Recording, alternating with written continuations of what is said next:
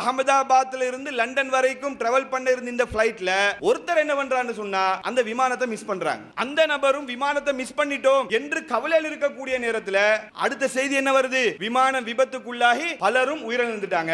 இது நமக்கு என்னத்தை உணர்த்துது? திருமறை குர்ஆனும் சுன்னாவும் நமக்கு நினைவுபடுத்திய செய்தியை நம் கண் முன்னாடி எடுத்து காட்டிருக்கு. திருமறை குர்ஆன்ல அல்லாஹ் சொல்லி காட்டுறான், வ அஸா அன் தக்ரஹு ஷைஅன் வ ஹுவ கைருல் லக்கும். நீங்க ஒரு விஷயத்தை வெறுப்பீங்க, ஆனால் அதுல நன்மை இருக்கும். வ அஸா அன் துஹிப்பு ஷைஅன், நீங்க ஒரு விஷயத்தை விரும்புவீங்க, வ ஹுவ ஷர்ருல் லக்கும், அது உங்களுக்கு கெடுதியாக இருக்கக்கூடிய நிலையில. அப்போ ஒரு மனிதன் எப்பவும் என்ன புரியணும்னு சொன்னா, நம்ம ஒரு விஷயத்தை நலவுன்னு நினைச்சிட்டு இருப்போம், அதுதான் எனக்கு வேணும் என்று அடம் பிடித்துக் கொண்டிருப்போம், ஆனால் அதுல பல கெடுதிகள் இருக்கும், அது நமக்கு தெரியாது. அதே போல ஒரு விஷயம் இது நடக்காம இருந்திருந்தா நல்லா இருந்திருக்குமே என்று சொல்லி நம்ம சில விஷயங்கள் நினைச்சு கொண்டிருப்போம், ஆனால் அதுல அல்லாஹ் ஏராளமான நன்மைகளை வைத்திருப்பான். இந்த அடிப்படை, இந்த தத்துவம் உள்ளத்தில் ஆழமாக பதிந்தால் நம்முடைய பல மன உளைச்சலுக்கு இதுல தீர்வு இருக்குது.